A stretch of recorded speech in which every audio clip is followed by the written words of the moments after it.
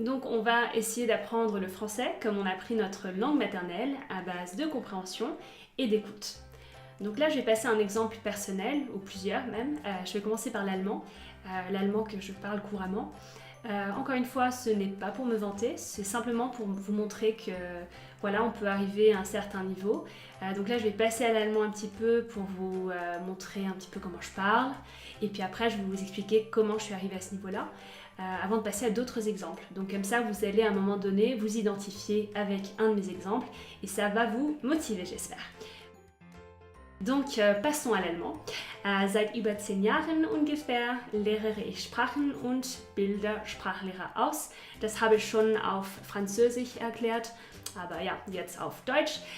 Ich spreche fließend Deutsch und mehrere Sprachen fließend. Also wenn Sie Schwierigkeiten haben, ob als Student der Sprachniveaus Anfänger, Mittelstufe oder Fortgeschritten, Englisch oder Französisch zu lernen oder die nächste Stufe zu erreichen, lassen Sie mich Ihnen helfen. Ja, das ist alles. Jetzt wieder auf Französisch, maintenant je repasse au français. Donc voilà, dans le cas de l'allemand, comment est-ce que j'ai fait? J'ai eu beaucoup de chance, tout d'abord, je ne vais pas vous mentir. En CM1, CM2, on a eu une initiation à l'allemand, donc c'était qu'une fois par semaine, mais j'adorais ça, je trouvais ça fascinant.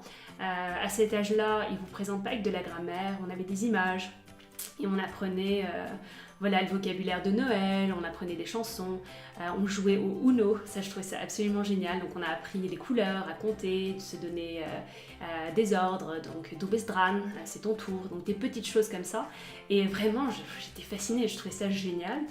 Notre professeur, je sais plus comment elle s'appelait maintenant, Madame Olga je crois, Madame Olga, on va l'appeler, était géniale, donc c'était très ludique. On n'était que deux parce qu'il y avait l'initiation aussi à l'anglais, donc beaucoup plus populaire. Tout le monde est parti en anglais, on était deux à faire de l'allemand, donc c'était presque des cours particuliers, voilà, en CM1, génial, j'étais ravie.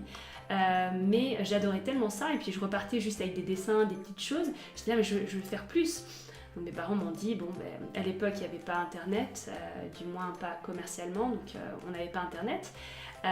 Donc ils m'ont acheté des cassettes, il n'y avait pas de CD non plus, c'était l'époque des cassettes. Donc j'avais des cassettes à la maison avec un petit livret, puis je parlais à voix haute, je parlais toute seule en allemand à la maison comme une folle. Donc voilà, une très belle expérience. Et puis après je suis partie plusieurs étés d'affilée en Allemagne chez une famille d'accueil. Voilà. Une Gastfamilie, une famille d'accueil en Allemagne, c'était génial.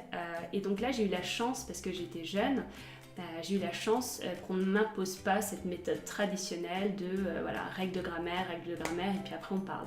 Non, là j'ai parlé, puis après j'ai vu la grammaire. Encore une fois, ça c'est comme on apprend une langue maternelle, on ne nous impose pas les tableaux de conjugaison, les Becherel, la grammaire au début, ça vient après. Donc dans ce cas-là, c'était vraiment, c'était ludique, c'était naturel, c'était en contexte. Et puis après, 6e, 5e, j'ai fait allemand avec le CNED, et puis plus tard, donc voilà, 4e, et puis jusqu'à la fac, j'ai fait allemand. Donc voilà, mais c'est toujours à base de beaucoup de travail, beaucoup de lecture et parler.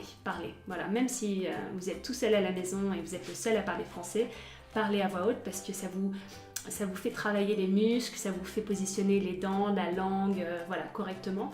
Et voilà, si vous avez une opportunité donc, pour pratiquer ensuite le français, vous êtes déjà échauffé, vous avez déjà pratiqué ces mots, vous avez vu en contexte. Voilà, donc ça c'est important. Donc ça c'était la première expérience. Bien sûr la grammaire est venue après, comme je vous ai dit, j'ai dû apprendre mes déclinaisons, mes verbes. Donc ça il faut y passer à un moment donné, mais vraiment pour commencer ou pour perfectionner, il faut retourner à cette méthode basique, comme les enfants, apprendre en contexte. Donc là, deuxième exemple personnel, en réalité c'est un peu deux exemples en un. C'est lorsque je suis partie vivre en Espagne en 2006, donc voilà, au tout début je ne parlais qu'un espagnol scolaire, j'avais fait espagnol en LV3, en terminale.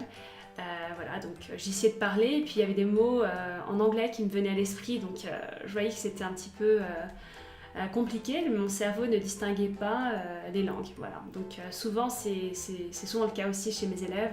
Je remarque lorsqu'ils commencent à apprendre le français, on va dire, et s'ils ont fait l'allemand ou l'anglais à l'école, leur cerveau en fait donne priorité à l'anglais ou l'allemand et pas le français. Donc au milieu d'une phrase en français, il me balance, il y a un mot en allemand qui leur échappe. Donc ça c'est très commun, il faut pas s'en faire, ça va passer. Le cerveau va comprendre et va donner priorité au français après peut-être une douzaine de cours. Donc c'est normal que des mots dans d'autres langues vous échappent au début. C'est le cerveau qui fait pas le distinguo entre les langues étrangères. Voilà, donc ça c'est une expérience que j'ai, pas au quotidien mais souvent.